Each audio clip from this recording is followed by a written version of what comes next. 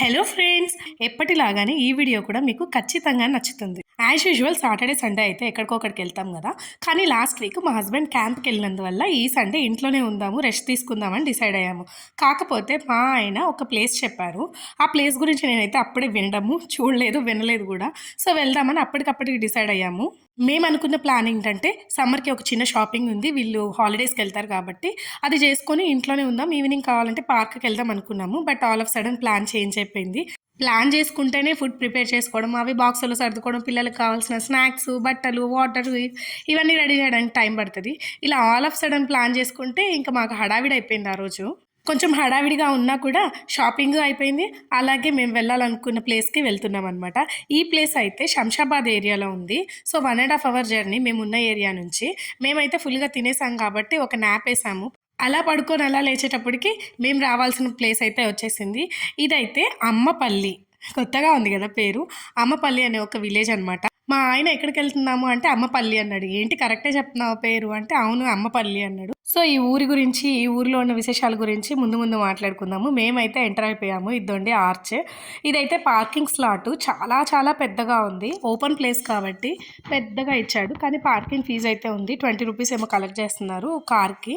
చెప్పా కదా అందరం నిద్రపోయామని. సో నిద్రలో అయితే లేచాము. అగస్త్య అయితే పాపం ఏడుస్తున్నాడు, నిద్ర మధ్యలో లేపేశామని. షాపింగ్కి వెళ్ళామని చెప్పా కదా కాటన్ శారీస్ తీసుకోవడానికి. అప్పుడు వచ్చేటప్పుడు పిల్లల కోసం చెరుకు రసం తీసుకొచ్చాము. ఇంటికి వచ్చిన తర్వాత ప్లాన్ చేంజ్ అయింది కాబట్టి అది తాగే టైం కూడా లేక సో ఇక్కడైతే తాగిపిస్తున్నాను దిగాక పిల్లలకి. ఎండలు ఎక్కువగా ఉన్నాయి కాబట్టి కొబ్బరి నీళ్ళు, మజ్జిగ, చెరుకు రసము, బార్లీ నీళ్ళు, సబ్జా నీళ్ళు తాగుతూ ఉండాలి. మొత్తానికి మా వాళ్ళనైతే నిద్రలు లేపి వాళ్ళకి కావాల్సినవి ఇచ్చి వాళ్ళ అలకలు ఏడుపులు తీర్చి లోపలికైతే తీసుకెళ్తున్నాము. మేమైతే బాగా ఎగ్జైటెడ్. నేను దారిలోనే వచ్చేటప్పుడు అసలు ఏంటి అమ్మపల్లి ఏముంటుంది ఇక్కడ అనేది సెర్చ్ చేసేసాను గూగుల్లో. సో నాకు కొంచెం ఇన్ఫర్మేషన్ తెలిసింది. అది మీతో షేర్ చేసుకుంటాను ఈ వీడియోలో. సో గుళ్ళోకి వెళ్ళేటప్పుడు ఇలా దారిలో రాములవారి బొమ్మలు అవి పెట్టి అమ్ముతున్నారు. ఇంకొక 2 రోజుల్లో శ్రీరామనవమి కాబట్టి గుళ్ళో అన్ని ఏర్పాట్లు జరుగుతున్నాయి. మేము అనుకోకుండా శ్రీరామనవమి టైంకి రావడం అనేది భలే హ్యాపీగా ఉండింది నాకు. ఈ టెంపుల్ అయితే శ్రీ సీతారామచంద్ర స్వామి దేవస్థానం. ఏంటి రాముల వారి గుడి ప్రతి ఊర్లో ఉంటుంది కదా, దీని ప్రత్యేకత అనుకుంటున్నారా? అది చెప్పడానికే కదా నేను ఈ వీడియోతో మీ ముందుకు వచ్చేసాను. ఈ కట్టుబడి అంటే కన్స్ట్రక్షన్ చూస్తేనే మీకు అర్థమైపోయి ఉంటుంది. ఇది రాతి కట్టుబడి. అంటే ఎన్ని సంవత్సరాల క్రితం అనుకుంటున్నారు? ఇది 11వ శతాబ్దంలో చాళుక్యులు కట్టించారంట. అంటే ఆ కాలం నాటి గుడి అన్నమాట. అయితే చాళుక్యరాజు ఈ గుడి కట్టించడానికి కలిగిన కారణం ఏంటి అంటే, రాములు వారు 14 సంవత్సరాల అరణ్యవాసంలో ఉత్తర భారతదేశం నుంచి దక్షిణ భారతదేశం వరకు ఉన్న అన్ని అడవుల్లో సంచరిస్తూ వస్తుండగా ఈ ప్రదేశంలో కొద్ది కాలం విశ్రాంతి తీసుకున్నారు. దానికి గుర్తుగా ఇక్కడ గుడి నిర్మించారు. అయితే ఈ గుడిలో కొన్ని ప్రత్యేకతలు ఉన్నాయి. అవేంటో ఇప్పుడు చెప్తాను, వినేసేయండి. గర్భగుడిలో మనకు రాముల వారు, సీతమ్మ వారు, లక్ష్మణ స్వామి మాత్రమే కనిపిస్తారు కానీ ఆంజనేయ స్వామి కనిపించడు. అదేంటి రాముల వారి గుడిలో ఆంజనేయ స్వామి లేకపోవడం ఏంటి? ఆంజనేయ స్వామి లేకుండా రాముడు లేడు, రాముడు లేకుండా ఆంజనేయ స్వామి లేడు. అయితే ఆంజనేయ స్వామిని రాముల వారికి ఎదురుగా ఉండే ధ్వజస్తంభం దగ్గర పెట్టారు. ఎందుకు ఇలా పెట్టారు అంటే, రాముల వారు ఈ ప్రదేశంలో విశ్రాంతి తీసుకునేటప్పటికి ఆంజనేయ స్వామితో పరిచయం జరగలేదు కాబట్టి, పరిచయం జరగక ముందర విశ్రాంతి తీసుకున్న రాముడు కాబట్టి ఆంజనేయ స్వామిని గర్భగుడిలో కాకుండా ధ్వజస్తంభం దగ్గర పెట్టాము అని చెప్పి చెప్తున్నారు. రాముని విగ్రహం బాణం ధరించి ఉంటే ఆయన్ని కోదండరాముడు అంటారు కాబట్టి, ఇక్కడ ఉన్న విగ్రహం బాణం పట్టుకొని ఉంటుంది కాబట్టి ఈయన కోదండరాముడు అయ్యాడు. ఈ విగ్రహాలకున్న ఇంకొక ప్రత్యేకత ఏమంటే 3 విగ్రహాలు అంటే స్వామివారిది, అమ్మవారిది, ఇలా అలాగే లక్ష్మణ స్వామిది కూడా ఏకశిలా విగ్రహాలు అంట. అయితే విగ్రహాలకి మకరం కూడా వచ్చింది. విగ్రహం ఒకటే ఏకశిలతో చెక్కడం కాకుండా మకరాన్ని కూడా ఏకశిలతో చెక్కడం అనేది ఇక్కడ ఆలయం యొక్క ప్రత్యేకత అంట. ఇంకొక ఇంపార్టెంట్ ప్రత్యేకత ఏంటంటే, ఇక్కడ రాముల వారి విగ్రహానికి ఉన్న మకరానికి దశావతారాలతో చెక్కబడింది. అంటే మామూలుగా మనము ఏదైనా రాముడి టెంపుల్ కానీ విష్ణుమూర్తి టెంపుల్కి కానీ వెళ్ళినప్పుడు దశావతారంలో ఉన్న ఒక అవతారం అంటే రామావతారము, లేకపోతే విష్ణుమూర్తి అవతారము ఏదో చూసేసి వస్తాం, ఒకటే చూసేసి వస్తాం. కానీ ఈ గుడిలో మాత్రం రాముల వారితో పాటు మిగతా అవతారాలు అంటే దశావతారాలు చూసే అవకాశం కల్పించబడింది ఈ ఒక గుడిలో మాత్రమే. అలా దశావతారాలు కలిగిన విగ్రహాలు భారతదేశం మొత్తం మీద 6 7 ఉన్నాయంట. వాటిల్లో ఒకటి ఈ అమ్మపల్లి సీతారామస్వామి దేవస్థానం. ఎంత బాగుందో కదా ఇది తెలుసుకోవడం. ఈ గుడి చూసారంటే మీకు అర్థమైపోతుంది ఇది ఎంత పాత కన్స్ట్రక్షన్ అని. ఈ సున్నాలు అవి వేయకపోవడానికి కూడా కారణం ఏంటంటే, ఇవి రాతి కట్టుబడి కాబట్టి ఎంట్రన్స్ చూసారు కదా! చాలా చిన్నగా పాతదిగా ఉంది. తలుపులు కూడా చూసారా ఎంత పాతవిగా ఉన్నాయో. అలాగే బయటకి రావడానికి అటు సైడ్ నుంచి రావాలి. ఇన్ అండ్ ఔట్ పెట్టారు. మధ్యలో ఉన్న మెయిన్ ద్వారాన్ని గ్రిల్స్‌తో క్లోజ్ చేశారు. ఎందుకు అంటే గర్భగుడిలో స్వామివారి ఎదురుగా ఉన్న మండపంలో పెద్ద తాబేలుంది గాబట్టి. తాబేలు చూసారా ఎంత పెద్దదిగా ఉందో! ఇది గుడి మధ్యలో ఉండడం అనేది ఇంకొక ప్రత్యేకత. దశావతారాల్లో మరొక అవతారము కూర్మావతారం. తాబేలును పెట్టినప్పుడు ఖచ్చితంగా ఆ గుడిలో కోనేరు అనేది ఉండాలి అని అక్కడ పూజారి చెప్తున్నారు. అందుకే ఈ గుడికి కోనేరు గూడా ఉందన్నమాట. ఇప్పుడు మీరు చూస్తున్నది గర్భగుడిలో ఉన్న రాముల వారు. ఎంత అందంగా అలంకరించున్నారో కదా! మాకు శ్రీరామనవమి రావడం కంటే ముందే రాముల వారి దర్శనం అయిపోయింది. ఇప్పుడు మీరందరూ కూడా నా ఫ్యామిలీలో మెంబర్స్ కాబట్టి నాతో పాటు దర్శనం మీకు చేపిస్తున్నాను చూసేయండి. ఇక్కడ రాముల వారి విగ్రహం వెనకాల మకర తోరణం పైన చందనం అద్దారు కదా! అక్కడే దశావతారాలు చెక్కబడ్డాయి. అది మనకు తెలియడానికే వాళ్ళు చందనం అద్దారు. అలా స్వామివారిని దర్శనం చేసుకొని ఆలయ విశిష్టత అంతా తెలుసుకొని ప్రసాదాలు అమ్ముతున్నారు అక్కడ. పులిహోర, లడ్డు ఇంకా తిరుపతిలో మనకు దొరుకుతుంది కదా వడ, అలా వడ దొరుకుతున్నాయి. సో, అవి తీసుకొని అన్నీ చాలా టేస్టీగా, ఫ్రెష్‌గా ఉన్నాయన్నమాట.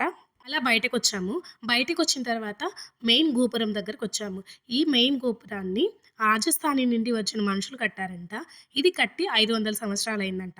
కానీ గుడి కట్టి మాత్రం 1000 సంవత్సరాలు, 1100 సంవత్సరాలు అవుతుంది అని చెప్తున్నారు.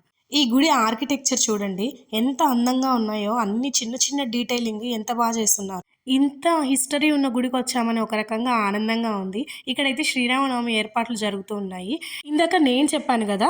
తాబేలు ఎక్కడైతే ఉంటుందో అక్కడ గుడిలో కోనేరు గూడా ఖచ్చితంగా ఉండాలి అని చెప్పి అక్కడున్న పూజారి చెప్పాడు. సో, మేమైతే కోనేరు చూడ్డానికొస్తున్నాము. కోనేరు చూడడానికొచ్చే దారిలోనే ఈ ఫ్లెక్సీ కనపడింది. అంటే ఇక్కడ ఫోటో షూట్లు చేసుకోవచ్చు. కానీ పే చేయాలి అని చెప్పి.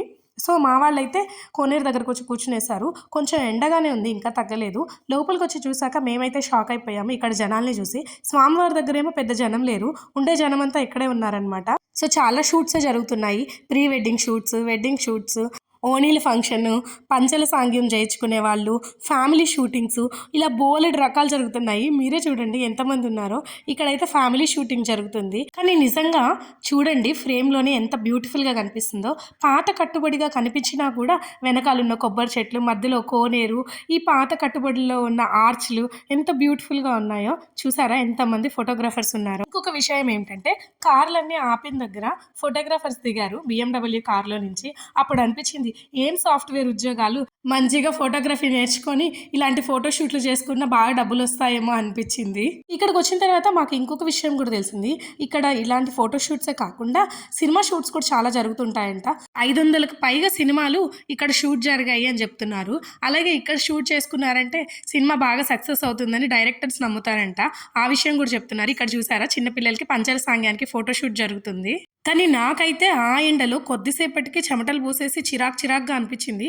వీళ్ళు పాపం ఇంత కాస్ట్యూమ్ వేసుకొని ఇంత హెవీ డ్రెస్సులతో ఇంత సేపు షూట్ ఎలా చేసుకుంటున్నారో పాపం అనిపించింది. ఈ ఎండల్లో అది కూడా చాలా హారబుల్‌గా ఉండింది.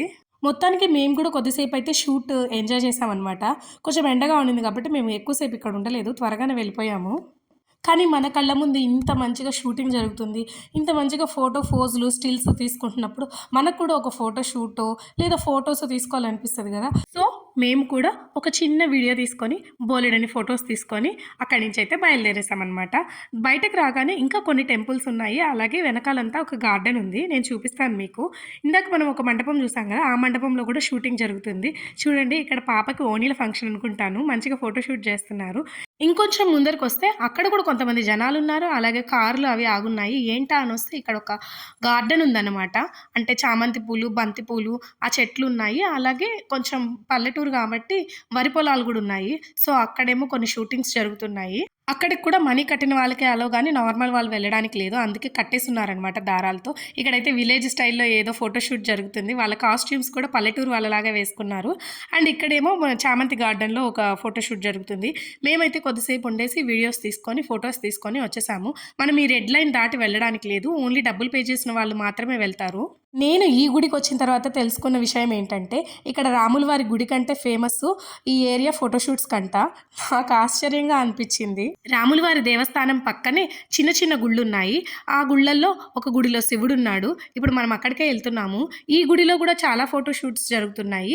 ఇది చిన్న గుడి కాబట్టి వెడ్డింగ్ సాంగ్స్‌కి వాటికి బాగా యూజ్ చేస్తున్నారు. ఇక్కడ చూడండి పాపం ఎంత హెవీ కాస్ట్యూమ్స్ ఏసుకొని ఎంత చక్కగా రెడీ అయ్యి వాళ్ళు ఎంత కష్టపడుతున్నారో పాపం. మనమైతే శివుడి గుడికొచ్చేసాము.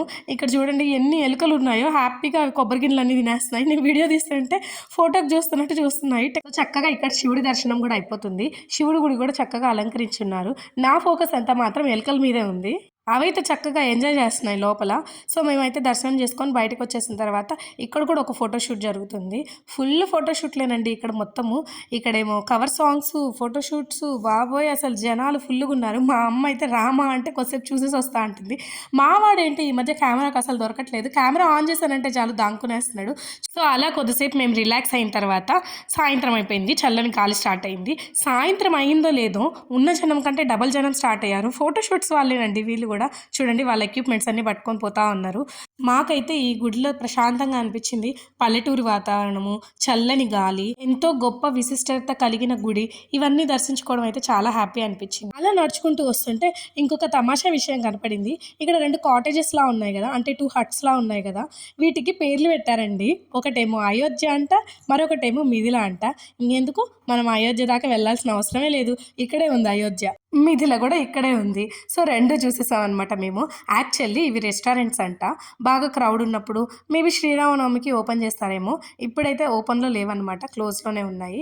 జస్ట్ నేను ఒక వీడియో మాత్రం తీసుకొచ్చాను. కానీ రాముల వారి ఇల్లు, సీతమ్మ వాళ్ళ ఇల్లు పక్కపక్కనే ఉన్నాయన్నమాట. మొత్తానికి మేమైతే పార్కింగ్ ఏరియాకి వచ్చేసాము.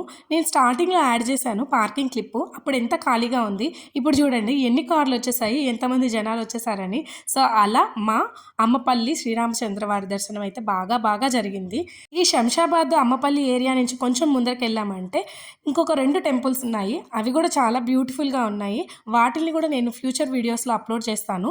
అదైతే ఒకటి మార్వాడీస్కి సంబంధించిన టెంపుల్, ఒకటేమో శృంగేరి మఠం అన్నమాట. సో ఈ 2 టెంపుల్స్ గురించి నేను ఫ్యూచర్ వీడియోస్లో చెప్తాను. ఈ వీడియో అయితే మీకు నచ్చిందని అనుకుంటున్నాను. అందరికీ బుధవారం వచ్చే శ్రీరామనవమి శుభాకాంక్షలు. శ్రీరామనవమి వీడియోతో మళ్ళీ కలుద్దాం. అప్పటిదాకా bye bye. Thank you so much for watching.